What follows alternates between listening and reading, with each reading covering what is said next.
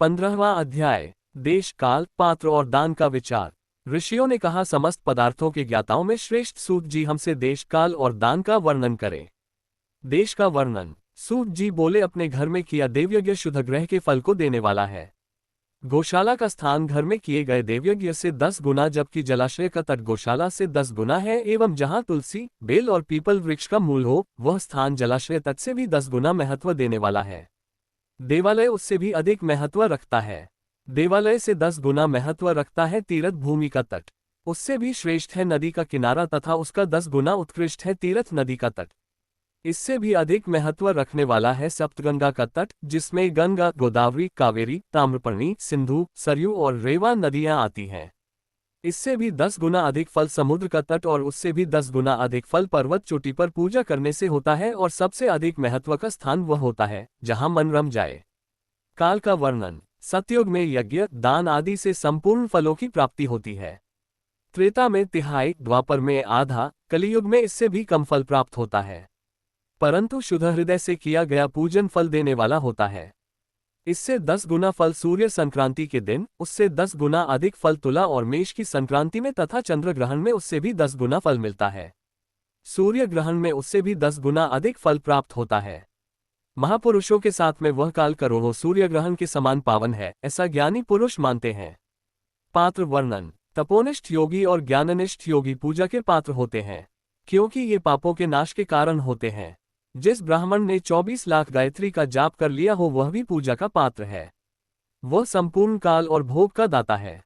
गायत्री के जाप से शुद्ध हुआ ब्राह्मण परम पवित्र है। इसलिए दान, जाप, होम और पूजा सभी कर्मों के लिए वही शुद्ध पात्र है। स्त्री या पुरुष जो भी भूखा हो, वही अन्नदान का पात्र है। जिसे जिस वस्तु की इच्छा हो, उसे वह वस्तु बिना मांगे ही दे दी जाए, तो दाता को उस दान का पूरा फल प्राप्त होता है। याचना करने के बाद दिया गया दान आधा ही फल देता है। सेवक को दिया दान चौथाई फल देने वाला होता है। दीन ब्राह्मण को दिए गए धन का दान दाता को इस भूतल पर 10 वर्षों तक भोग प्रदान करने वाला है। वेदवेत्ता को दान देने पर वह स्वर्गलोक में देवताओं के वर्ष से 10 वर्षों तक दिव्य भोग देने वाला है।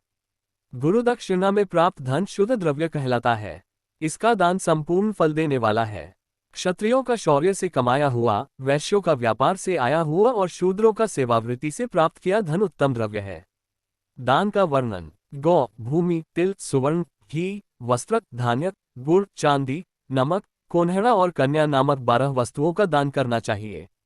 गोदान से सभी पापों का निवारण होता है और पुण्य कर्मों की पुष्टि होती है। भूमि का दान परलोक में आश्रय देने वाला होता है। तिल का दान बल देने वाला तथा मृत्यु का निवारक होता है। सुवर्ण का दान वीर्यदायक और घी का दान पुष्टिकारक होता है। वस्त्र का दान आयु की वृद्धि करता है। धान्य का दान करने से अन्न और धन की समृद्धि होती है। गुड़ का दान मधुर भोजन की प्राप्ति कराता है। चांदी के दान से वीर्य की वृद्धि होती है। लवण के दान से शग्स भोजन की प्राप्ति होती है। कोहड़ा या कुष्मांड के दान को पुष्टिदायक माना जाता है। कन्या का दान आजीवन भोग देने वाला होता है। जिन वस्तुओं से श्रवण आदि इंद्रियों की तृप्ति होती है, उनका सदा दान करें। वेद और शास्त्र को गुरुमुख से ग्रहण करके कर्मों का फल अवश्य मिलता है। इसे ही उच्च कोटि की आस्तिकता कहते हैं। भाई बंधु अथवा राजा के भय से जो आस्तिकता होती है, वह निम्न श्रेणी की होती है। जिस मनुष्य के पास धन का अभाव है, वह वाणी और कर्म द्वारा ही पूजन करे। तीर्थयात्रा और व्रत को शारीरिक पूजन माना जाता है। तपस्या और दान मनुष्य को सदा करने चाहिए। देवताओं की तृप्ति के लिए जो कुछ दान किया जाता है, वह सब प्रकार के भोग प्रदान करने वाला है। इससे इस लोक और परलोक में उत्तम जन्म और सदा सुलभ होने वाला भोग प्राप्त होता है। ईश्वर को सब कुछ समर्पित करने एवं बुद्धि से यज्ञ व दान करने से मोक्ष की प्राप्ति होती है।